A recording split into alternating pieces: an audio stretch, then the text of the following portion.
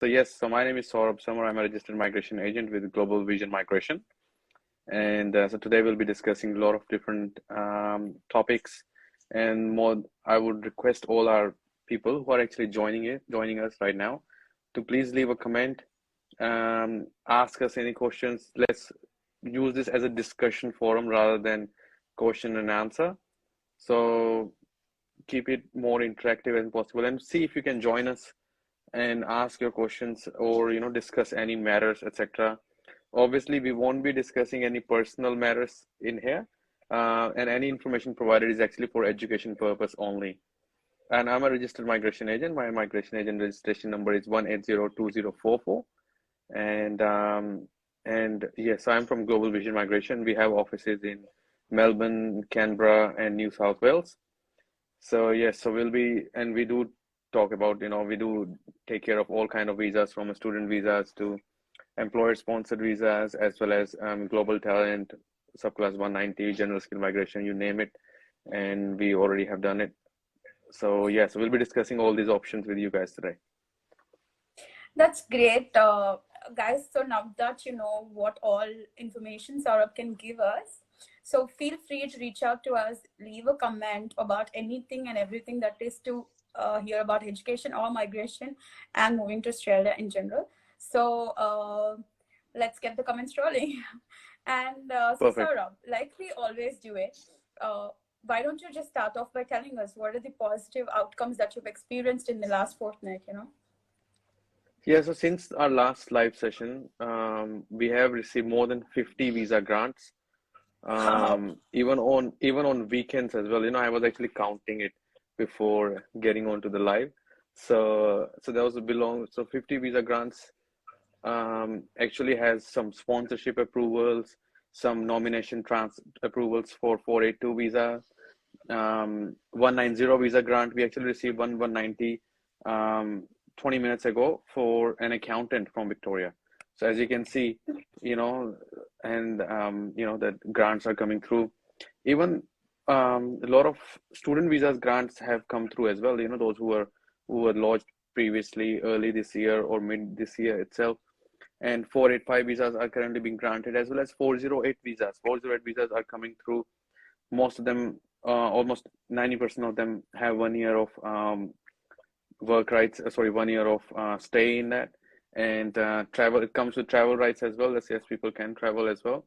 So yes, there are plenty of good news coming through as well. And I've seen Victoria actually invited quite a number of people last week. So we received around 5 to 6 invitations. I'll just quickly tell everyone, because I know a lot of people wants to know what points people got invitation. Yeah. Yes. So let me quickly, because I've made a note of that. I'll tell you now.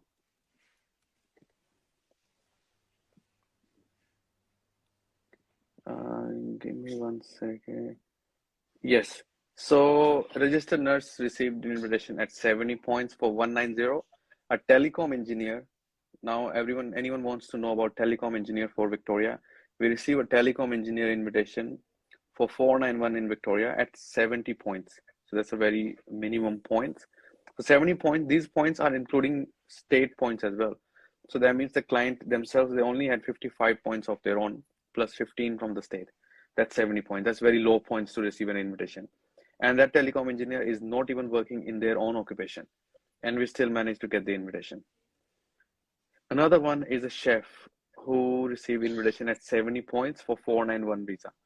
70 points, again, including 15 from the state. So 55 plus 15. Now we also receive an engineering technologist who is not working as an engineering technologist. However, they are working as a business analyst. So we played a little bit tricky game there, and we got them a 190 invitation at only 80 points. So 75 plus 5 points. And we also received a dental technician at 80 points for 190. That's 75 plus 5 points. That's a very low points for that particular occupation.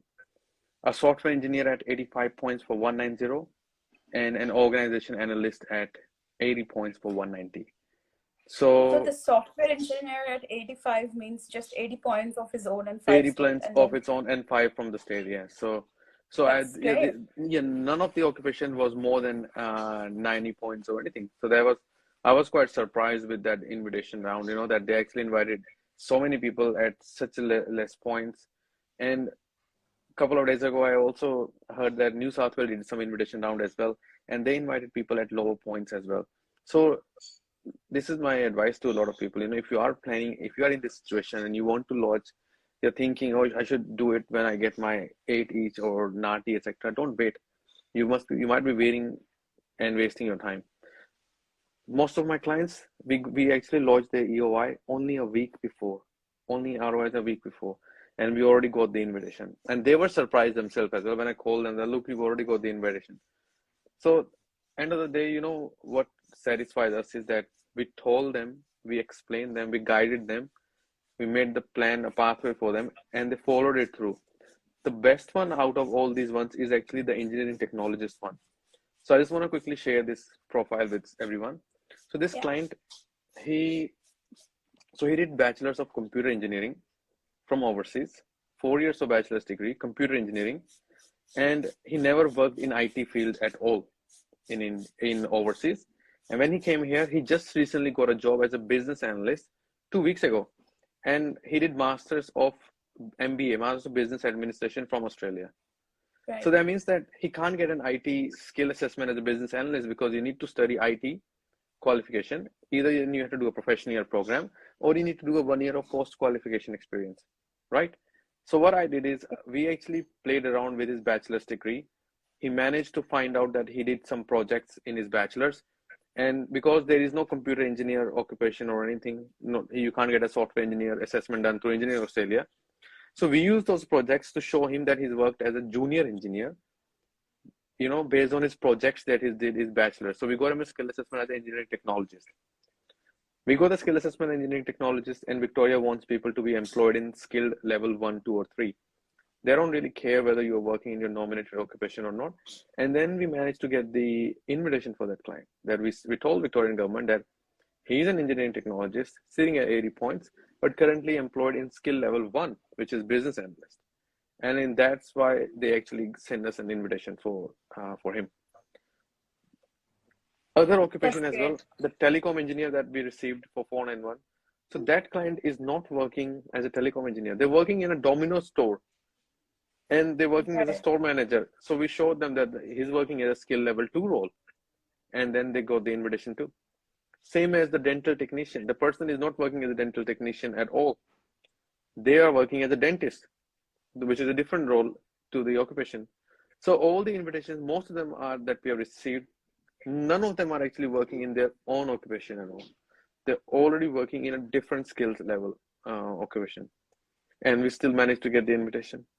So, and a lot of people who are not getting invitation is, they are actually not paying attention to what's happening. They're just following what their friends are doing, etc. So do not make those kind of mistakes.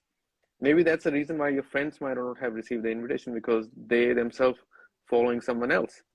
So be very careful when you do these kind of things. So when you're actually saying this, it sounds so nice that people are actually getting those invites, and also it's giving us hope that it is possible, and you don't have to beat yourself up and get like 100 points to get an invite. Yeah, exactly. That's So amazing. you don't need that many points. You know what I mean? People think that, oh, I need 90, 95 plus points in Victoria to get invited. That's not the case. You can get invitation at lower points as well, and you certainly be eligible to apply for PR at. I got an early childcare teacher at invitation at 65 points. That's the bare minimum points that anyone can get. So as you can see, the client only need to get 7 each. That's all, and then they manage to get the invitation. Not just that. So a lot of people who are currently getting a 408 visa for 1 year, etc. What they need to understand right now is that don't consider this that, oh, you got extra 1 year and you can do whatever you want. Use this period as make sure that the countdown has started for 12 months. Okay, 365 days countdown. You got to make the best out of your time in that particular 1 month, 1 year. You can't just sit on it, wait for some miracle to happen that that you will get invited out of nowhere. That's not going to happen. If you haven't done something, if you haven't done a course, or if you think that the course that you have done is not going to help you with anything, maybe time to do something else on your 408 visa. As you know, in 408 you can study full time as well. So why not you study something, make the best out of it, maybe take up a course, maybe take up a course that you think if you do it from Western Australia or any other state might help you get 491, etc. So rather than jumping from one visa to another, at least stick with 491 if you think that that's the only option available to you. So in the hope of, or in order for you to chase, don't chase 189 or 190. Otherwise, you might end up not even having 491 at all. So at least if you got 491 invitation, use that as a backup and then aim for 190 or 189. So guys, you've heard Saurabh. So the way he's explaining everything, and the way he's actually pointing us in the right direction, this is what we should be looking for in the migration agents that we will be, considering opinions or actually going for consultations. So I would highly recommend you guys to try out getting a consult with Saurabh and sit with him and discuss what are the options available to you before just making decisions on your own, because his eye is definitely better, and we can, from all the experiences that he just shared, it makes so much sense that you don't have to beat yourself up for say 100 points or 105 to get an invite or a PR. He made it look like it's so easy. So we would definitely recommend. Yeah, that's the thing as well. A lot of people don't they think that that only points, you need to have 100 plus points to get an invitation, but that's not the case. A lot of people receive invitation at 70 points. Our viewers already know that people have received invitation from overseas who are sitting overseas at lower points than the people in Australia. So, and if those people won't have their skill assessment, they won't have lodged their application at a bare minimum points, they won't have got invitation. So if you have minimum points as well, I would suggest you go ahead and get that sorted. Another thing what I've seen is that most of the people who are currently receiving invitation, they are not paying attention to their expression of interest, EOI, at all. Reason being is that I've seen people getting invited from New South Wales, etc., and then they actually do not provide up-to-date professional year program, etc. If they don't provide those professional year program, what happens is your professional year program does not, it's got 4-year validity from the start of your program, not from the end of your program. So that's very important. And people claim 5 points for it, and then they can actually be able to, they're going to get the visa refused or the nomination refused. So that's the problem. So you got to be very careful when you do lodge an expression of interest or a state nomination application. Your points must be up to date. You must be claiming the right amount of points as well. So a lot of people are currently stuck in a situation that they are not aware that the 4-year, they thought that the 4 years for PY starts from the end of PY. But it's not the case. It's actually starts from the start of the PY. That you must have completed the whole duration of professional year program in the last 48 months. So that's what the question is. So be very careful, guys, when you do select this kind of, when you do provide those kind of documentation and information, that you need to have the right kind of information in your expression of interest. Thank you so much for this, Saurabh. I'll just quickly jump into a few comments. So Raghava Sankyut is asking, how long will it take for 485 extension visa approval? 485 extension stream, they are coming really quick as well. All of our 485 extension stream we did around, I think a couple of months ago, we launched when it started, September, around 15 to 25 something, and 80% of them have already been granted. So they are coming really quick, and we are getting all the whole 3-year duration as well. So that's the best thing. So yes, you should be able to get your grants very quickly, because they're trying to clear up those 485. As you know, all these 485 temporary visas lodged in Australia do not require medicals. So they're just trying to process it faster and quicker. Right. Hope that answers your question, Raghava. So next question is from...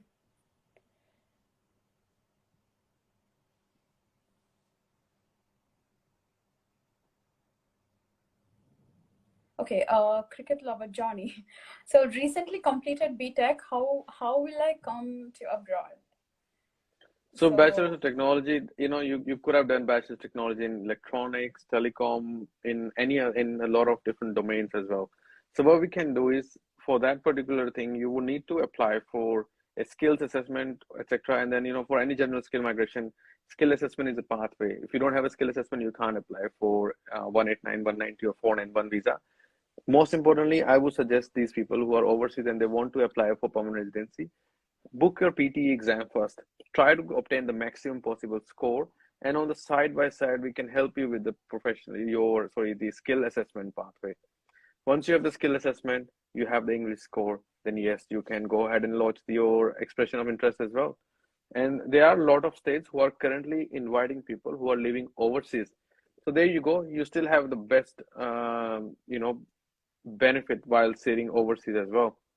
So if all the states, that's most importantly, guys, if you're overseas as well, you can still apply for a lot of states. Most of the states are actually inviting people who are currently living in Australia, as well as who are living overseas as well. And they have a very easy requirements for overseas people because they are not in Australia, they don't require any work experience, etc.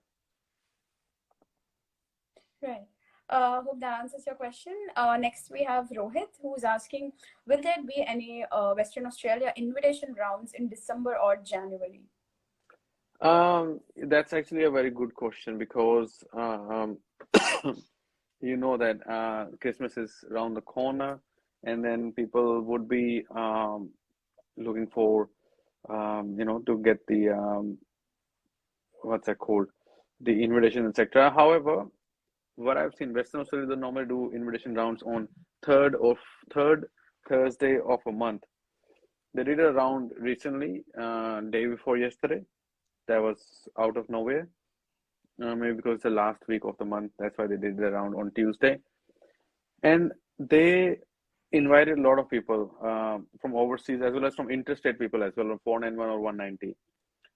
And during the next round that's going to happen in the month of December, it will be a Christmas break. So I'm not too sure whether they're going to invite people because they haven't published anything on their website whether they're actually going to be closed for the period. Obviously, most of the government authorities are closed. Department of Home Affairs would still be granting visas, etc. So yes and no. So we just have to wait and watch. Last year, Victorian government did mention in their website that they will be closed for the Christmas break. So does Queensland and other government bodies. So let's just wait for that. And then if there is any updates, we would certainly come back to you guys and notify you. Hope that answered your question, Rohit. Next, we have a question from Rathod. So he's asking, I have graduate visa for UTAS, but now I want to change it to Melbourne. Is it possible to change uni without first semester? So that's a very good question. A lot of people who have recently come to Australia on a student visa, studying with a university, and then they want to change their course, etc. Most importantly, the other provider, whoever you want to move to, they will not be able to issue you a certificate of enrollment. They will, because of the fact that you haven't completed first 6 months with your previous provider. So once you do finish first 6 months with the previous provider, then you can certainly get the course changed. And if you change to masters, to another masters, that's fine. You don't need to apply for a new visa. But if you do downgrade your course to a diploma or a certificate 3, you certainly would need to apply for a new student visa as well. Right. Hope that answered your question. So we have a comment from Mirza Anil. So he's asking, hi, is telecommunication engineer good in Victoria? Yes, as we discussed recently, we received invitation for a telecom engineer for 491 working in a Domino's restaurant at only 55 points of their own. So there you go. You can get permanent residency as a telecom engineer as well. I have received a number of invitations from Western Australia for telecom engineer for 190 as well. So yes, telecom is a very good option for a lot of people. Because if you have studied electronics Hope that communication, you answers. can easily get a skill assessment as a telecom engineer. You can get it as an electronics engineer. You can also get it as an engineering technologist. So yes, you have multiple options there. So next we have a question from Vamshi.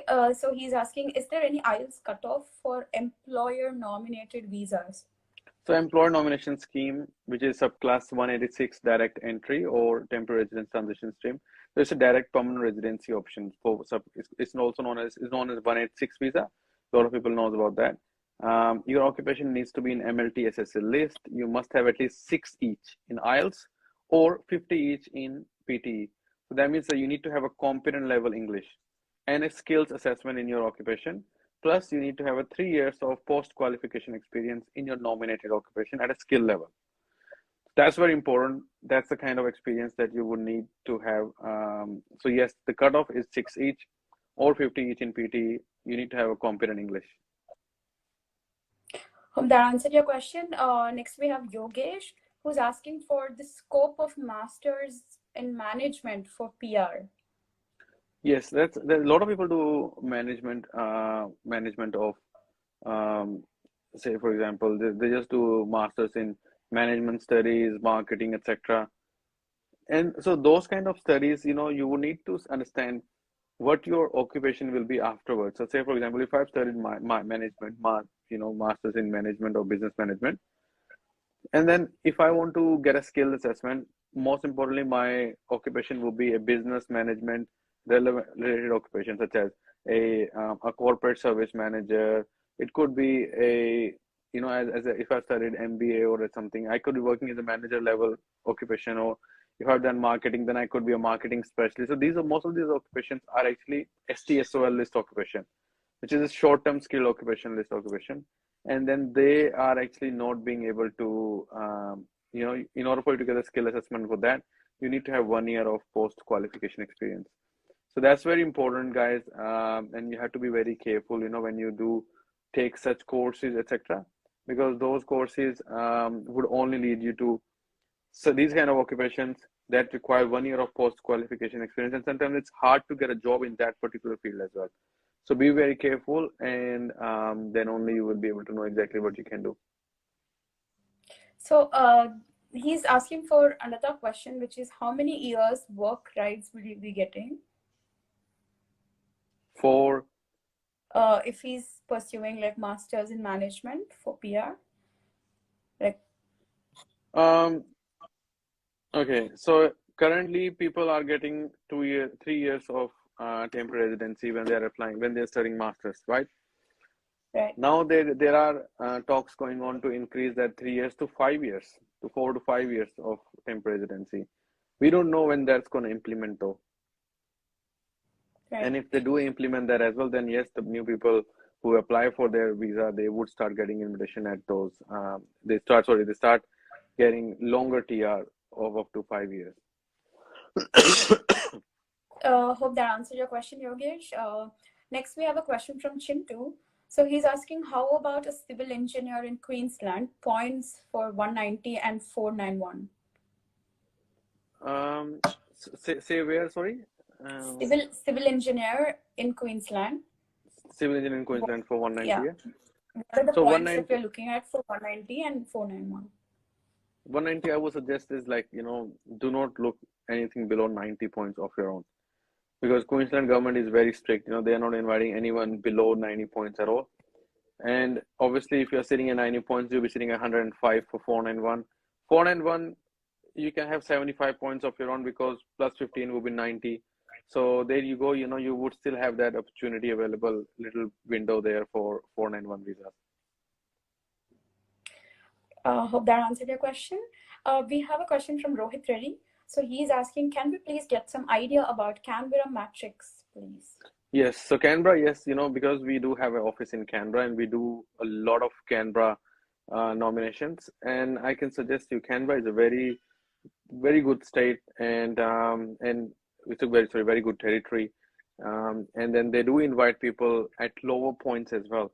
So couples or people who have actually have gone past the age of 30 and if they think that they're going to turn 30, 40 plus, they're going to lose points for their age, Canberra is the best territory for you. Reason being is Canberra, they don't really care about how much score do you have in your skill select, because as long as you have minimum score for that subclass, for 491 subclass or 190 subclass, you can still apply as bare minimum skill select point as long as you have a higher matrix score. With matrix score, obviously, the longer you live in Canberra, you get higher points. If you live in Canberra for 1 year, you get 5 points as well. And if you manage to get, say, 8 each in your English, you get 15 points on matrix. And if your wife or partner get 5, they get 7 each in their PT, they will give you extra 5 points. Your occupation is available, you get 20 points for that. They also have a small business owner option, like if you start a small food truck, etc., you can still be eligible. And if you work for 1 year for in Canberra, and you work at least 20 hours per week and earn at least $26 an hour or more, you can still be able to claim 10 points. And that's actually really good for, for Canberra state nomination.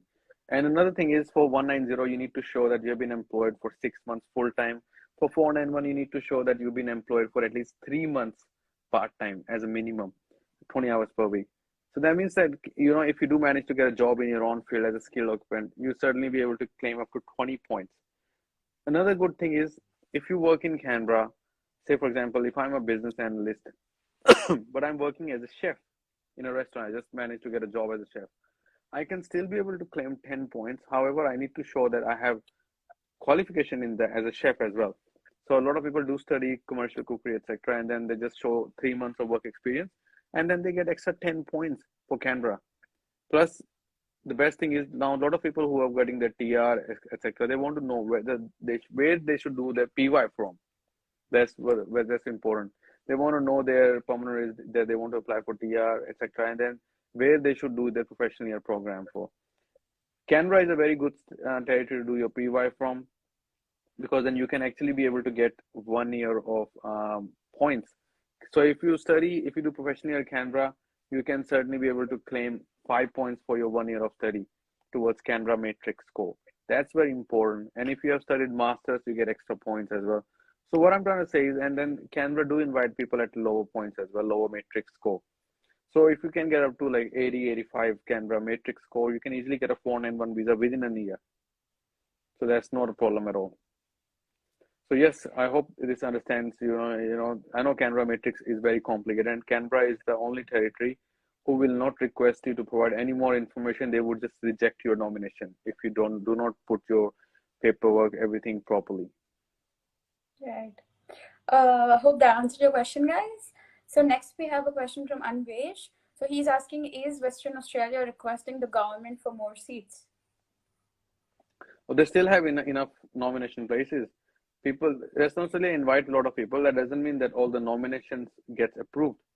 Most of the times nominations get rejected as well because of the point people, claim wrong points, or sometimes people do not have, the right amount of documentation, or they just show that, or they're not able to obtain a job offer for 190.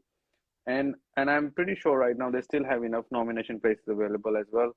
And if they do require more, I would suggest they would contact the department. But I think for the time being, most of the states still have a lot of places available. Hope that answers your question, 𝐿𝐥𝐿. Next up, we have Hitesh. He's asking, hi, is it possible to get a positive skill assessment when you have a BCom from India?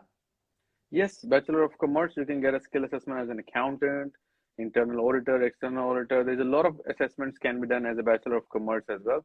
It all comes down to what your English level proficiency is, what experience you have got afterwards, etc. So there's a lot of factors in place. So if you do, anyone of Australia do followers wants to organize a meeting with us, certainly you can do an online consult through our website, which is www.gvm.com.au,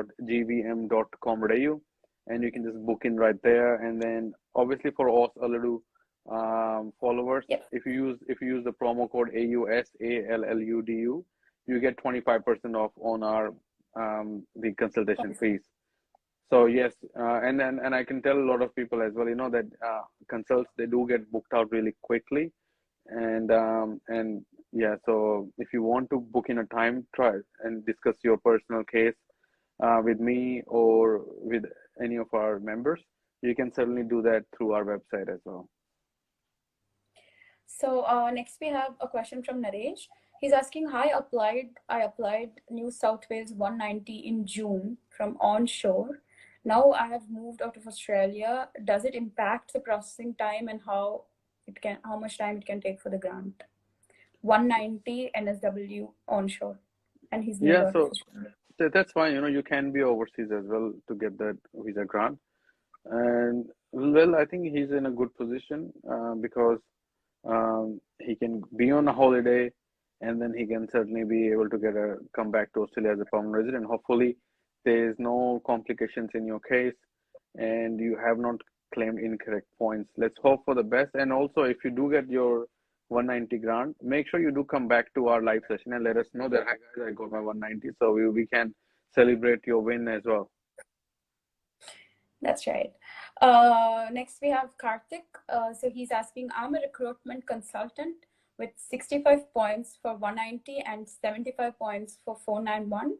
Will the points be enough to get an invite? Yeah, those points are really good actually to get invitation. However, I would suggest aim for 491 or try to increase your points for 190 because those points are quite low in order for you to get a 190 invitation, but those are good enough for 491. Okay, so we have Suresh asking, I have 5 years of experience in network domain. Which visa will help me for either PR or work visa? So 186 employer nomination scheme, if you do have an Australian employer to sponsor you and you have the right amount of work experience, skill assessment, and other necessary documentation. Otherwise, you could also be eligible to apply for general skill migration visas while living overseas as well. So yes, there are plenty of options available. And then, and if any of you guys, if you do want to send us a private message to discuss further, you can actually send us a message on the number. I'm not sure if you can see the numbers, but it's 0430081804. So that's our business number. You can call that number, or you can send us a WhatsApp message on that number, and then or you can even go to our website gvm.com.au and just fill up the form that that you want to get the profile assessed, and then we actually assess your profile and we look for different options for you, maybe different states, maybe different territories, or maybe the employer sponsored options. So we have a question from Nivas. So he's asking, is there any scope for PR for who completed masters in biotechnology and have one year of experience in the closely related fields in New South Wales? Sorry, can you come up with the question again? Nivas has a master's in biotechnology and has 1 year of experience in a closely related field. So he's asking for the scope of PR in NSW. Yes, it's actually as a biotechnologist, obviously we need to see at what points they are inviting people. But recently what we have seen is that they have actually invited people at lower points as well. So I think biotechnology fall under life scientists. They're inviting people at 95 points, and they need you to have at least 2 years of work experience. It says one up on there. That means because 1 year experience will be used by the vertices, another 1 year will be available through after your deemed skill date. So that's very important to be very careful in what experience you do claim as well. Hope that answered your question. So we have another question from Shri Sharan Reddy. So he's asking, what are the chances for engineering professionals NEC with 80 points and working in regional Victoria as a restaurant manager for Victoria State? Very good points. How many points did he say he's sitting at? 80 points. Yeah, 80 points is quite good. If you're looking for 491, that's a good option available for you. Even for 190 as well, I've seen people getting invitation at 80 points, even though they are not working in the nominated occupation, as that's what we discussed, at the very start of this live session. So yes, people are currently can get that invite based on this profile as well. So there's a question from Mahesh Duvu. So he's asking, some people get a 189 invitation but mentioned usual residency wrong. What are their chances to get succeeded?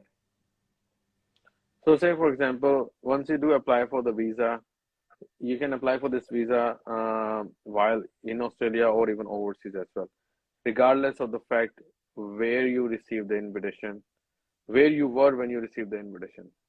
So there you go. You can get invitation while you are in Australia as well. You can get invitation while you are overseas too, and then certainly be eligible to apply. Hope that answered your question, Mahesh. So next we have Dheeraj. He's asking, is there a first cousin sponsorship now? Can you give a clarification on this? Yes. So 491 visa has two options, either family sponsor or state sponsor. 491 under 491 family sponsor, your first cousins living in designated area of Australia can sponsor you as well on a 491 visa. So similar to 491 state sponsor, they will give you 15 points. However, your occupation can only be in MLTSSL list. That's very important, medium to long term skill list only. If you are a chef, you might be you are eligible to apply for 491 family sponsor if you have a first cousin living in designated area of Australia. But if you are a cook, which is a short-term occupation, then you are not eligible. So that there you go. Some occupations have the benefit and some don't. Great. So we have a question from Harsha. I'm from NSW. I had successfully completed skill assessment in chef. So is there any chance for Victoria? Yes, currently Victoria, what I've seen is they are only inviting chefs for 491 visa. So if that's what you are after, I would suggest you Victoria is a very good option. They are inviting chefs at 491 really quickly. They are not inviting chefs for 190 yet. We haven't seen any invitation. We have people waiting at 9,500 points chefs at a very high score, but the Victoria hasn't invited them yet. So and then 189 round could happen as well for chefs. It happened in the month of August. People got invitation at 70 points, and so you just have to wait and see how you go. Hope that answered your question. We have a question from Kiran. Yeah, okay. I was like, I think it's already 8:46. We can just take the last question. Last question. Yeah, last question for tonight. Kiran is asking, hi, I got an invite, but my Engineers Australia assessment has expired months ago. I've renewed my assessment now. Am I okay to lodge for PR or should I apply for this kind of question, I would need to assess their profile exactly, because yes, there is a case law available. However, it all varies from case to case as well. In some situation, people can still go ahead and lodge the visa as well. However, under only very strict conditions as well. So we need to understand, we need to check their EOI, see a lot of things, what happened there and what went wrong, etc. And then only we can guide you accordingly. So Kiran, hope you've heard what Saurabh said. Please book a consultation with Saurabh in order to discuss it further. And as you all know, followers of Australia Aludu can use the coupon code AUSALLUDU Aludu and get a 25% off on the consultation fee at Global Vision Migration. You can book in the consultations from their website, which is www.gbm.com.au. So feel free to reach out with Saurabh on Instagram, Facebook, or TikTok. And also you can call them on the numbers available. Thank you so much for such an amazing session today, Saurabh. We hope to see you in 2 weeks. Perfect. Thank you so much, Ashu. Thank you very much, viewers, for joining us with us today, and hope everyone learned a little bit today. I get to learn a lot from our clients as well. So, and then also just quickly, everyone, do not, believe in, everything. I would like people to do their own research as well, and make sure and always take a professional advice. Do not just do something that you think you found something on the internet or your friends are doing. Maybe just, sometimes you might have to think out of the box to get this outcome. Thanks, guys. Thanks for joining. Thank you so much, guys. Have a lovely night. See you all in the next Migration Hour. Thank you so much. Bye-bye.